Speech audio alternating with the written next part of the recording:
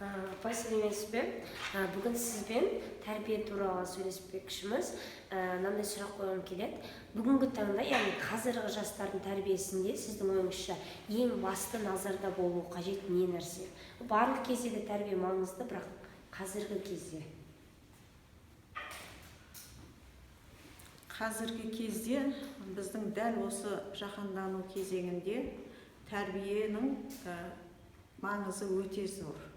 Тәрбие бұрынғы замандардан жалпы адамзаттың ақыл ой санасы дамыған кезден бастап маңызды болып келе жатыр. Себебі тәрбие адамгершілік кепілі, қысқаша айтқанда.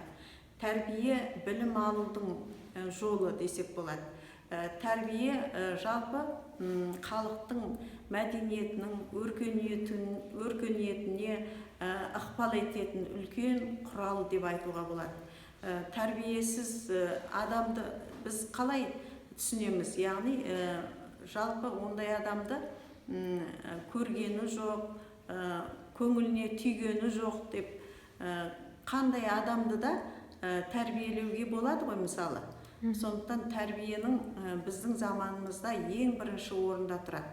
Шыңғыс Айтматовтың өзі айтқан мысалы, тәрбие болмаған жерде жаңа білім де болмайды деген.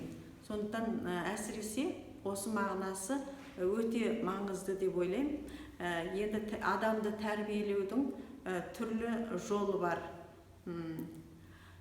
түрлі әдіс тәсілдері бар педагогикада.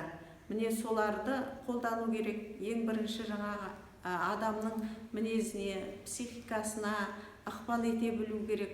Адамды тәрбиелеу деген өте күрделі іс.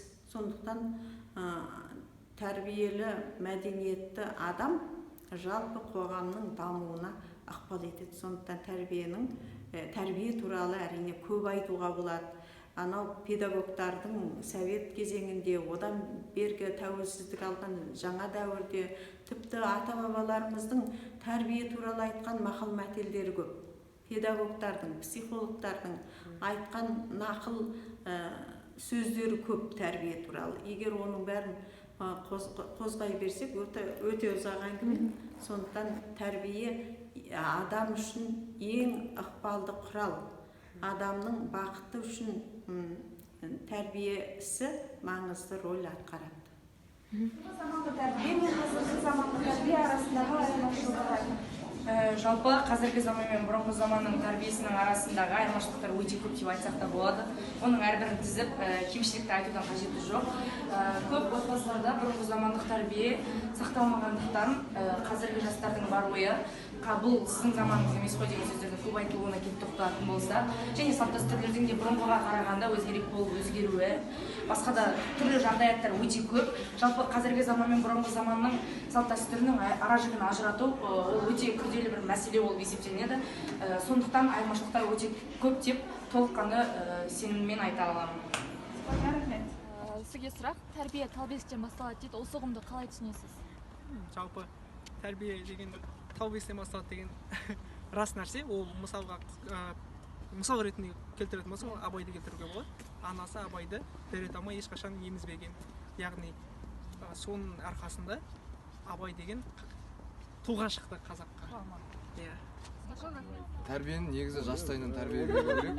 Қазақта айтады, қатынды есіктен, баланы бесіктен тәрбие бермесең боласың кешіккен дейді. Тәрбиені қанша бір мың мұғалім болғанмен бір әкенің тәрбиесінің ешқайсысы бере алмайды дейді. Сол себептен тәрбиені бала болсын, қыз болсын жастайынан тәрбие беріп сөйтіп өсірген дұрыс деп ойлаймын. Негізі қыздарды айтады, мысалы үшін еркек тұрып, әйел сөйлеген үйден без дейді. Мысалы үшін тектіден қыз алсаң, ошағың сөнбейді дейді. Жиынның ішінде сөзін де бөлмейді дейді. Тексізден қыз алсаң, тәрбие деген ол біздің отбасымыздан басталады. Яғни ата-анадан білетін, бізге айтылатын нәрсе ол. Яғни дүниеге салсын, бір ата-ана көрсең, тәрбиеті сол кезден көре бастайсың. Тәрбиен соңын ала бастайсың. Тәрбие отбасынан басталады. Өскен ұядан не көрсең, ұшқына соң көресің дейді. Ең бірінші тәрбие отбасынан, одан кейін өскен ортаңа байланысты. сәлеметсіз бе, сізге бір сұрақ қойсам, тәрбие тал бесіктен басталады дейді, соны қысқаша қалай түсінесіз? Жалпы тәрбие тал бесіктен басталады, ол әрбір адамның өз үйінен басталу керек, яғни әке шешесінен берілетін тәлім тәрбие. Содан кейін әрбір адамның жаңағы өсіп жетілу процесі, яғни бірінші үйден басталады тәрбие, содан кейін мектептен, содан кейін жоғарғы оқу орнынан, барлығы адамның бойына берілетін тәрбие. Бірақ та сонда да ең бірінші түп қазығы тәрбиенің ол әке шешеден деп ойлаймын. Көп рахмет сізге.